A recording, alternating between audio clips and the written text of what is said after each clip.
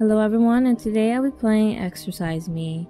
Your family believes that a demon resides in you. Even though you never believed in that kind of stuff, you're still determined to exorcise this real or fake demon, hoping that your family will finally consider you normal. So, let's just start. This is obviously going to be sad. This game contains attractive men, women, a big church, and forbidden romance in the janitor's closet. I see, I'm looking forward to the janitor's closet part. Light body horror, a terrible priest, and terrible surgeons and gaslighting, of course. Nah. Alright, now dear readers, let us begin our descent.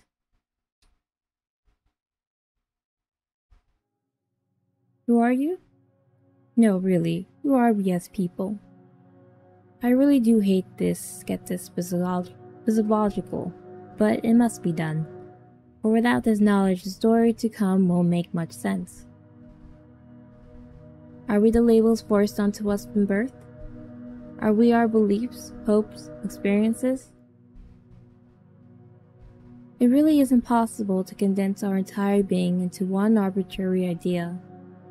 Hence why the self is an agglomeration of all these things. It is a common belief that the self resides within a person's soul. But that's quite the laughable belief. Where even would the soul be? Our hearts? No, the self resides not in the soul or heart, but rather in the pinkish-gray, wrinkly mass of tissue known as the brain. Yes, I know, it's an answer that doesn't fulfill the fantastical desires we hold. But it's true. For when something is deemed wrong with yourself, it isn't the heart that's tampered with, but rather, the brain falls victim to that tampering. That is true. I keep thinking of lobotomies when I think of this. Clarence? What's with the long face? You know why? Oh, can it now? This really isn't the way I like to spend my Sunday morning. Well, this isn't how I want to spend mine either. You should have thought about that before going off like you did. You bite your tongue, no amount of complaining will change her mind. Besides, it's not like you could just run out. It's not like you just run out through that massive doorway you entered from. Although that wouldn't exactly remedy the problem that you have, if you would even call it that. Look, Clarence, this isn't just going to help you, it's going to help all of us. It'll be quite selfish of you not to go through with it. That selfishness doesn't matter now, though. It'll be gone once this demon is ripped out of you. I see. Guess I better get on with it. Wouldn't want to be selfish. Although, maybe I wouldn't be so apprehensive about this if they just told me what the heck exercising a demon entails. You should probably chat with some of the guests here. Perhaps they could tell you a bit about what's going to happen. So... You're practically an adult by now. There's no reason why you have to hide something so benevolent from you. So... Well, they're acting up, so... I guess the parents believe that they are possessed by something. Let me go here. Let's talk to people. You have no clue who this man is. The only words that come to your mind when attempting to describe him are manly, badass, and heroic. I'm pretty sure he isn't related to you. But I guess that's the thing about churches. Any random person can come and go as they please. The man appears to be holding a cup of coffee, but there appears to be no liquid inside. It's empty, like my soul. I like that manly badass hero reference. I'm pretty sure this woman is an aunt. Though that really doesn't narrow down the list of who this is. You have too many aunts to keep count. Aw, Clarence, look at how you've grown. Hello, aunt? The mayor of her name evades you. She has the courtesy to remember your name, and you can return the favor. I'm Aunt Tia. Don't you remember me? You were just a baby the last time I saw you. It's one of those family members. And I will reiterate that you've grown so much. Soon you're going to be snatching up all the women at college. I will say though, you ought to do something about that hair. It's not very fitting for a strapping lad, now is it? Guess that I can't be too surprised that that's what she thinks. Oh, Aunt Tia, are you looking forward to the grand event? You eternally cringe upon hearing yourselves describe the event in such a manner. You already know that yes, she is indeed excited to be for this event. Then maybe she heard from your mother about what's going to happen. Why, of course I'm excited for this, Clarence. You haven't a clue how happy I am for you. This illness plaguing you will be gone, just like that. I beg your pardon? I'm suffering from an illness I don't know of? You hope to divinity that she says something along the lines of, well, you actually have this rare illness, and we're not actually here to do what you think. This virus is gonna kill you, but don't worry, because of the power of medicine, we'll help you. And then it'll be like none of this ever happened. Hip hip hooray! And of course, the words that pop out of her mouth contradict this fantasy. Clarence, don't act like you don't know. The hair was already enough, Clarence. It's obvious to everyone. And what your mummy told me was the icing on the cake. So be the good lad you should have been and get on with this. Okay. Ah, it's one of your many uncles. He's the father of your little cousin, Samuel. He's like most husbands in Libretto City. He beats his wife, gets so drunk that he forgets his own name, sleeps with other people behind his wife's back, tried to get his son and wife lobotomized. What era are you living in, the 50s? And to top it all off, he goes to church each Sunday without fail. Not without dragging his wife and atheist son. He's pretty happy that you're finally doing what's right for the family. Of course, it's the one that our hypocrites are the most vocal. Your relatives have a knack for bringing their pets everywhere they go. This includes more exotic pets, like hawk. Strangely enough, though, this hawk is green. Never seen a green hawk before. It opens its beak to speak and caws and screeches. Love isn't something you just let go of, said the... Oh, wait a damn minute, who trained this hawk to talk? Pretty sure that's a parrot. Or you. Something about this person is so familiar. Wait, could that be him? Hey Ash? Who? It isn't him. Clarence, what did you say? Oh, it was nothing. Cousin rolls his eyes and gets back to standing. Standing with apathy plastered all over his face, a slight ting of annoyance visible. You decide to leave him alone. It will make things awkward if you stay too long. And there's a random cat. Seems like one of your relatives brought a little cat with a dapper top hat. Its tail is moving like the pendulum of a clock. Who's this? Ah, here's Mother Charity of the church. She stands with her eyes closed, clearly in devout prayer. You're tempted to address her with a shit ton of honorifics, but you decide that it would be too disrespectful. After all, the church does say that humility is one of the most virtuous traits a person can have. Mother Charity, may I please converse with you? She stands like a statue on a winter day, appearing frozen in time. Perhaps it is time to pull out all of the grand honorifics. Oh, benevolent, grand Mother Charity, would you bless me with your knowledge on the events about to unfold? You're amused by how much of that you pulled out of your ass. Speak, unholy one. Unholy one. Mother Charity, please bestow unto me knowledge of the events to come. Well, unholy one, you'll be shown divinity's love. Once divinity's love is imbued in you, you know that this phase you're in was wrong. You'll be cleansed of this unholy energy that has defiled you. You haven't the faintest clue how divinity's love is meant to help you. At least, help in terms of the definition your family has been using. Divinity is always depicted as a man in religious texts. Studying why you're even here, you find that divinity's love will be quite a stupid solution. Alright, who's this person? Glued to Mother's face is a frown. He's probably thinking about how much of an inconvenience it is that you're even here. Go on, Clarence. Go on with your day so we can get this over with. So maybe this is about Clarence liking the opposite sex? Ah, it's your little cousin Samuel. You haven't seen him in quite some time, even though the two of you were glued to the hip a few years ago. I wonder what he's going to think about you needing this exorcism. Brace yourself for the disappointment. How can my older cousin, who I looked up to, be something so scandalous? Then you're pretty sure it'll be followed by a, but he's doing the right thing by getting that demon exorcised. Oh, Clarence, long time no see. How have you been? I've certainly seen better days, Sam. How about you? You're in high school now, right? High school's okay. I guess you could say that I've also seen better days. The silence hangs in the air for a good while as the two of you stew in misery. I guess that it isn't going so well for you either of us, huh? Clarence, I know that this entire family reunion thing is about you or something, so I'm sorry if it sounds selfish for me to ask you something.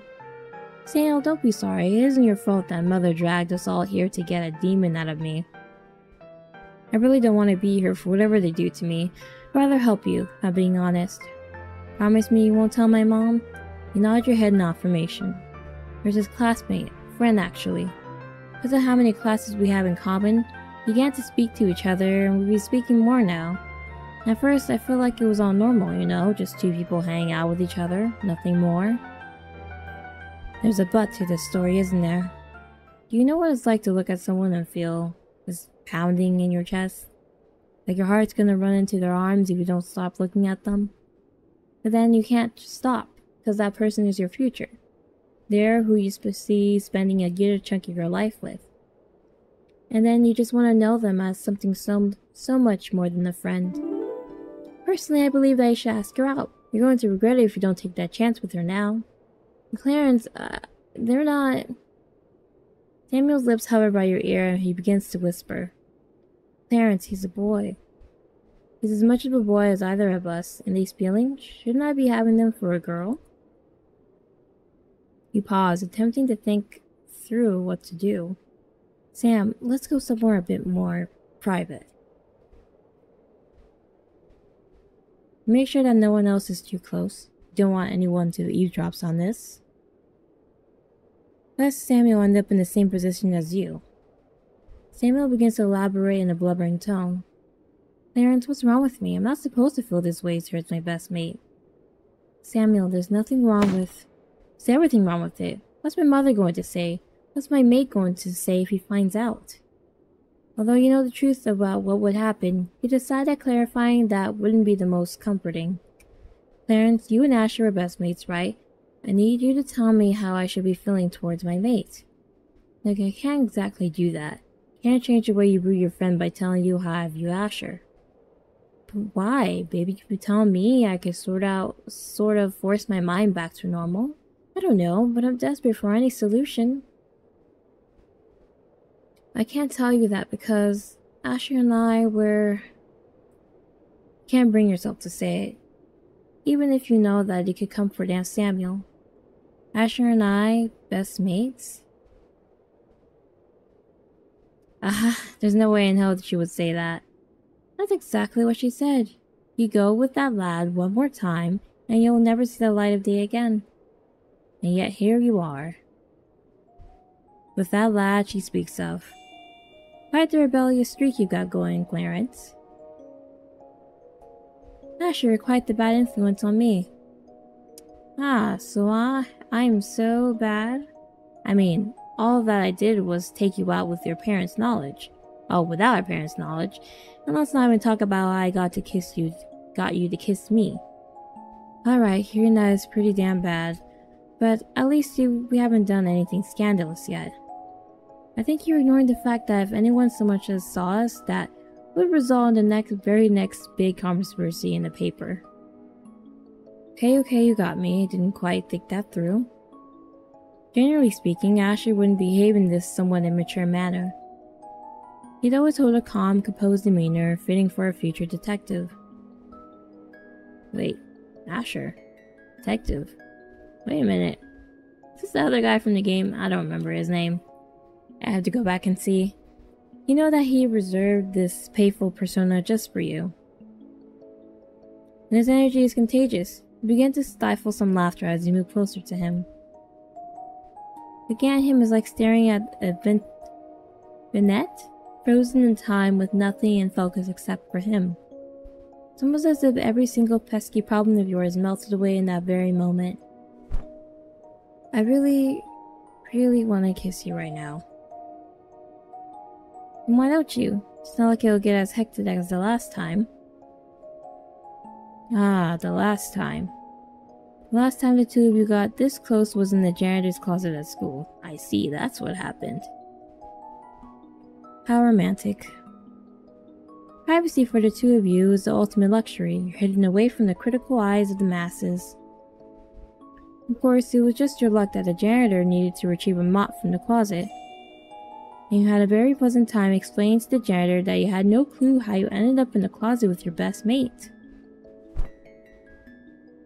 Clarence? Clarence, what is it? You know why we can't do that here. Why can't I do it? Asher tries to lighten the mood a bit. Well, you've already broken half of your mom's rules just by being with me. Why not go an extra mile? You know me, I'm nowhere near as brave as you. Wouldn't exactly call myself brave. I don't blame you, Clarence, and I want you to know that I get it. You know my old man is all gung-ho about masculinity and all that. I think your mom would be even worse than my father about that kind of thing. It's just that keeping us a secret, even when our families aren't around, it's so exhausting. You're struggling too, aren't you? What makes you say that? You're struggling to not kiss me. Alright, you got me there. How about this? We find somewhere where we can be us without having to worry about our families. Are you telling me that the inside of the janitor's closet doesn't count? It's almost the perfect place for hopeless romantics like us. The only problem would be how quickly the janitor found us. Just be glad the janitor didn't tell anyone. Of course I am. I wouldn't want to be married off because someone tattled on us. Now, wouldn't that be a terrible way for this to end? As you think about Asher, begin to realize that you never got the chance to tell him about this little ordeal you're in. Maybe it's better he doesn't know. Probably blame himself for this. Someone saw the two of us together, and they clearly saw through our platonic act. Of course, being physically close to someone isn't the best way to act platonic. Even if it is a little hard to understand why holding hands is always viewed as romantic. You continue to ruminate in your thoughts, forgetting that Samuel is there. Clarence, is everything alright with you? Oh, yes. About your feelings and all, I think... The words are interrupted by someone's arrival? Oh, the mother. Her face holds a level of smugness that pisses you the hell off. Clarence, I think that I'm just going to go now. And with that said, Samuel disappears through the massive church doors. Poor thing already has to deal with his mother fighting against his drunk father. Wouldn't want him to listen to your interactions with this bitch. Who is it? Who's this? Well now, what are you doing here?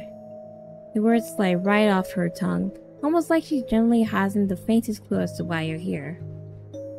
Hello, Adelia. You don't have anything else to say to me? You spoke so much with that cousin. What? Do you have more in common with him than with me? It's of no concern to you. You haven't had the faintest clue as to why the hell Adelia Hallows is here. Oh, so you're not related to her. To your knowledge, you aren't related to her in any way. It isn't like that matters though. Family or not, she's always been rather insufferable. Clearly she's here to throw salt into your wounds. How's Asher doing? Like you actually care. If you're so interested in Asher, why are you asking me? Two of you are so damn close. I figured that you know every little detail about him. For someone so head over heels for him, you don't seem to want to speak to him. Do I really have a choice? You practically hoard whatever time he isn't spending on work. It isn't like I want to be a nuisance to my beloved. That would make for a terrible impression. You feel the bile clawing its way up the back of your throat. Adelia Hallows wishes for the whole damn world to know that she's betrothed to Asher Cypress. Ooh. The idea makes you cringe. He's becoming Adelia Cypress. If you wanted to speak to her, she'd probably insist you call her Miss Cypress. Mrs. Cypress this, Mrs. Cypress that. Goddamn Mrs. Cypress. At this point, it's like she's dangling Asher's love over you. You can't even say anything about it. Adelia would almost certainly humiliate you if you did. But what are you meant to do? Grin and bear it. Alright, you've been doing that your whole life. Surely you'll be able to do it this one time. What's the matter, Clarence? Cat got your tongue? Or could it be... Adelia, for once in her god-forsaken life, hushes her voice. Maybe, just maybe, she doesn't want to humiliate you? After all, it's a habit of hers to broadcast her words to all those in the vicinity. And now would it be the perfect time to do that? Spacious church would disperse her message to all in the building. She leans in closely. Could it be that you're just jealous? Jealous? What do you mean, jealous? Dread creeps up your spine. Does she know? You hope the divinity that she doesn't know. Not that divinity will listen to you anyways. The divinity hates people like you so much, there isn't any reason as to why they would heed your plans, your pleas. By the way, Mother Charity wants to see you right now. And don't look at me like that. You know that all this is your own doing. Adelia mutters something under her breath as she exchanges a final glare with you. Something tells you you don't want to know what she said. In your mind, you quickly piece together as to why she's been much smugger than usual. What the hell is her deal? She's already betrothed to Asher. She already has him all to herself. If she really wanted him that badly, she could have just said the word, they'd be married. Sometimes you don't understand the ways in which people view love. I like to believe that you're not like Adelia, completely obsessed with Asher. Now that you think about it, perhaps it seemed that way to others. Divinity forbids two young men to hold hands or tease each other. Alas, you probably should heed Adelia's words and see Mother Charity. Dang, all because he likes him? Ooh, these people are insane. Alright, who's you? Your Mother Charity, right. Mother Charity begins to speak with you. Unholy One, divinity requires a task from you. For the ritual to commence, you must light all the candles. Mother Charity bestows upon you a holy lighter. Ah, great. Halt your movement for a moment. Ooh, scary. It's upside down crosses too. Divinity's love is inevitable. If you think you can escape it, you're sorely mistaken. Can't but wonder what benevolent deity's love would be inevitable. Something about their love cleansing you regardless of your desire rubs you the wrong way. Wrong line now. Go off and light the candles. Awesome. Oh, okay. That's one. You wonder why you of all people must light the candles. Wouldn't it be so much easier if the candles were already lit? Someone took the time to arrange the candles. Couldn't they also have lit it? Yeah, I think that's the point of the whatever cleansing they're doing. I don't know. It doesn't make any sense. Third one. Got the fourth. It's going really slow. Fifth. And oh, maybe the ritual's participant is supposed to light the candles as a way of submission to divinity? After all now, Mother Charity can say that you were complying with the ritual, seeing as you helped set it up. I don't know. There we go. Okay, we're all done. There's one more? Oh no. Is there more here? Aw, are you freaking kidding me? All these candles? It's such a waste of time. Think about how Mother Charity said that divinity holds unconditional love for all humans. Of course, the unconditional part has always been up for debate. Yeah. It really has, huh? Apparently, in order to be worthy of divinity's love, you must follow all of the rules laid out in the little book. So much for unconditional love. I think it's just humans in general that just make up the rules as centuries, people and cultures evolve for their own sakes, or for their own advantage. There are so many rules in that little book, about who you are allowed to love and who you aren't. If you were to use that book to help you find a lover, it would almost be impossible to do so. The more you think about it, the more you think that little book just wants to make you love divinity romantically. If a Charity has never had a lover, she always finds something in people that's not up to code with what the book says. But she sure as hell loves divinity. Everything is in divinity's will, she always says. I'm pretty sure all that her behavior aligns perfectly with what that book says would be the ideal human. It includes bending yourself and other people backwards for deity you can't prove the existence of. At this rate, you're gonna snap in half for divinity. Ooh, it's getting really dark. Alright. That should be all the candles. Guess I should speak to Mother Charity again to start the ritual. It's really dark. Is it nighttime? It's freaky here. Ah, you completed the task?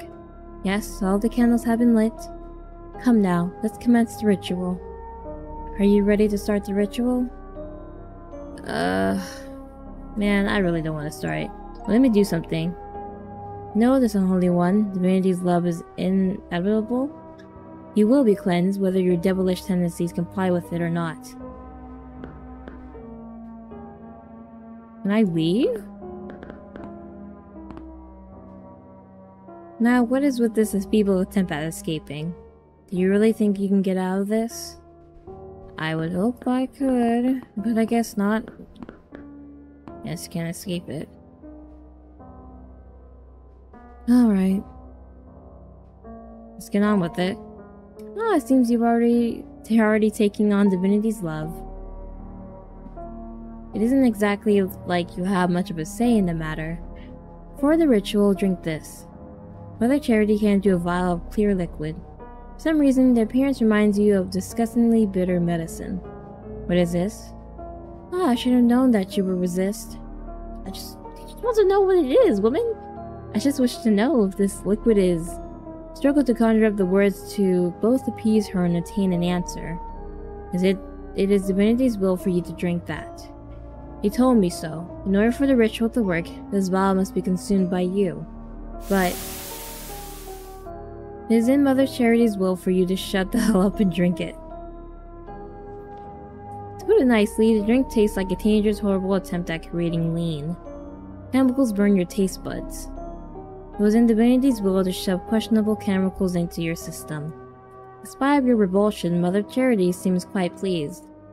Come now, a cleansed spirit awaits you. You stand in the center of the 6 candles. After everything, you still haven't a clue as to what Mother Charity is going to do to you. You hope that she simply chants a few prayers and calls it a day. It's how she solves every other problem that falls upon people, after all. Children of Divinity. For a split second, you're taken back to the Sunday masses of your youth. Mother Charity always spoke in a thunderous voice like that. You are here for a momentous occasion, children. You are here to help enlighten this confused child. Your face begins to feel hot with mortification. It's already been drilled into your head that this isn't really you. This is just a you who doesn't know what the hell you're doing. There's absolutely no need to further humiliate you. Unless the humiliation is meant to exorcise the demon out of you. This young one has rebelled against divinity's will. Therefore, we can only come to one conclusion. A demon runs rampant in his soul. It holds his soul with the foul claws of evil. Ugh, okay. But fear not, children, for he has not been so consumed by evil that the damage is irreversible. Today he will learn of the true extent of divinity's love, and that love would exorcise the demon out of him. Now, children, pray for him. Pray that we tear the demon out of him, and pray that a good soul remains. People hold their hands in devout prayer. It's almost like they're in a drug-induced trance. In any other situation, this would almost be beautiful. A congregate of people peacefully banding together in support of a loved one. First, though, you struggle to see the beauty in it. Maybe, just maybe, you'll see the beauty in it after the completion of the ritual? I mean, who are you to think that you know what's best for you, right? If it weren't for your irresponsible decisions, you wouldn't even be here in the first place. And even then, you would have ended up here. What kind of fantasy did you reside in? Where did you think you and Asher would go to be free? People finished praying and turned their burning gaze towards you. This is it. You're going to be everything that people want out of you. You'll love who you're meant to love. You'll be free, right? Free of all the constraints placed upon you just for something so trivial as romance. In these moments, however, you wonder if it really is your fault. These constraints placed upon you, were they really your fault? Maybe if yourself weren't so tainted, you wouldn't even be chained to these restrictions.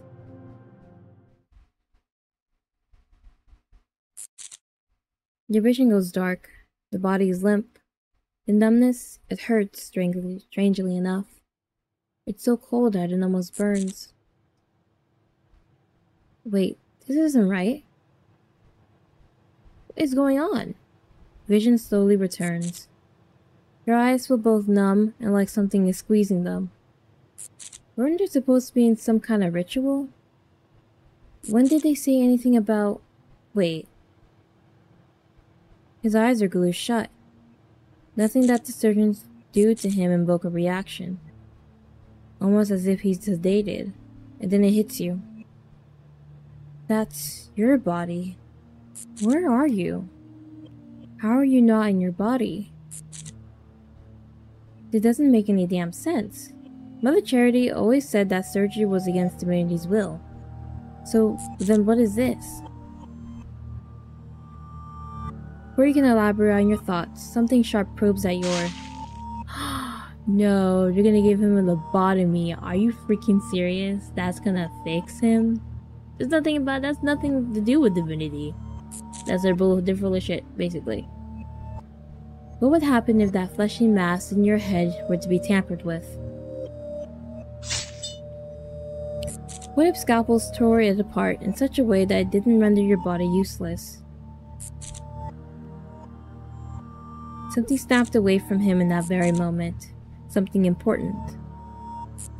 Once it's gone, it will never return. And if some part of it remains, it will never be the same.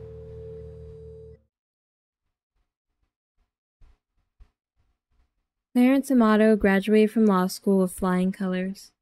His professors praised how focused he was. It was almost as if he had no life outside of classes. He was perfect in their eyes. He was perfect in the eyes of his family. Thank divinity that you're blessed with such a wonderful child, people would always say to his mother. Someone would always say, goodness, this treatment worked wonders on him. Yeah, a lobotomy.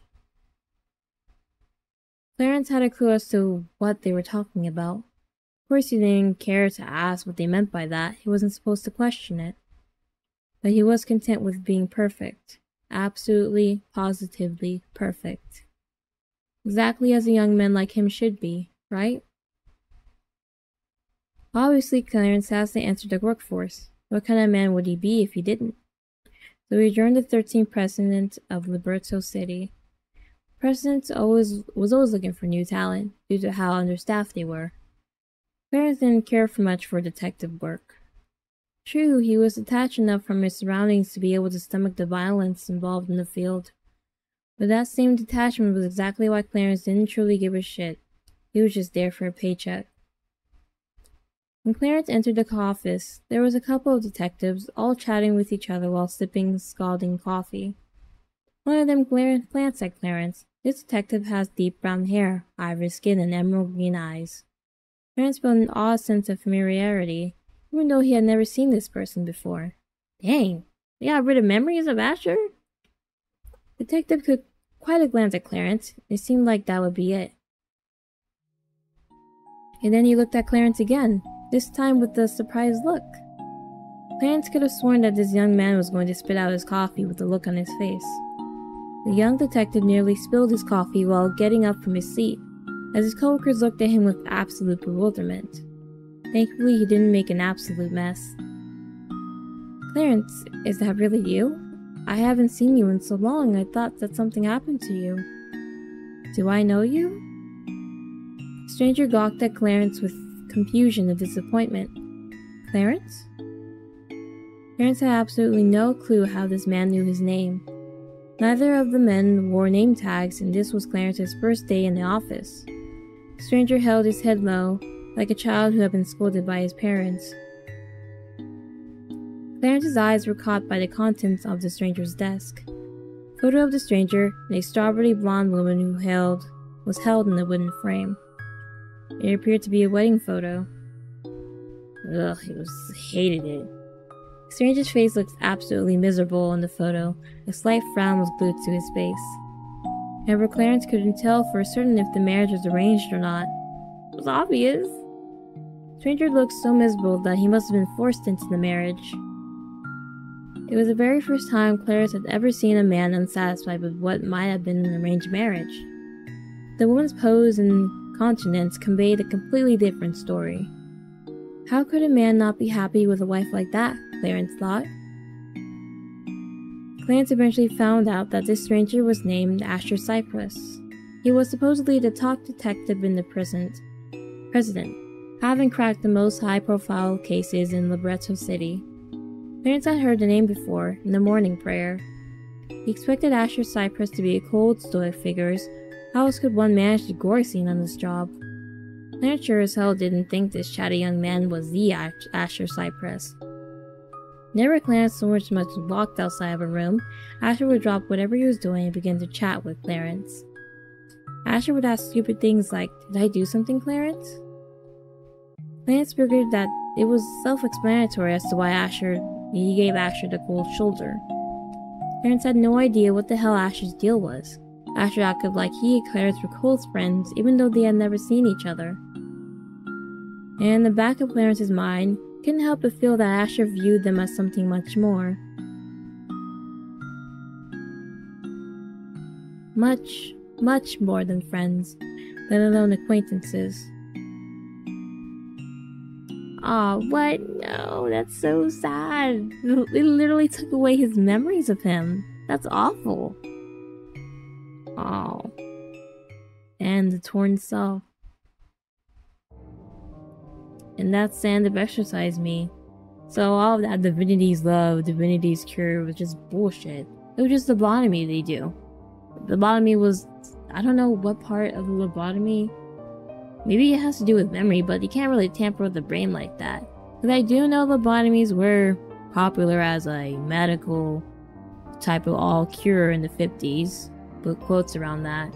And they just basically do that to people to make them feel like just an empty shell of themselves. Like, I've seen pictures and the people before and after is like, they look at, you can see them smiling, but in their eyes you could look, they just have that empty, soulless look to them. That's exactly how it was conveyed here in this story with Clarence, basically. This was so sad. There was no happy ending. This is just the only ending to the story too. Ugh. Well, I hope you guys enjoyed this video and hopefully it didn't make you cry too much, but thank you for watching. Bye.